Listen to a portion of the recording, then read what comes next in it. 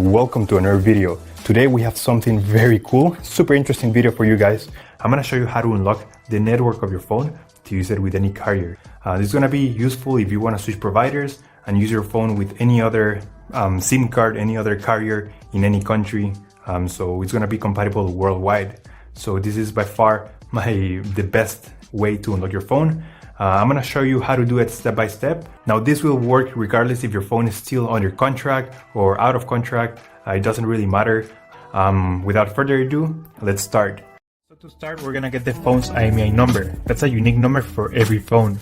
So to get it, simply dial *#06#.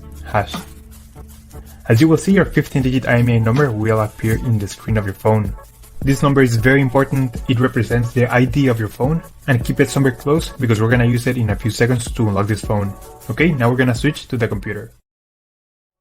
We're gonna use this website to request the unlock code to unlock this phone.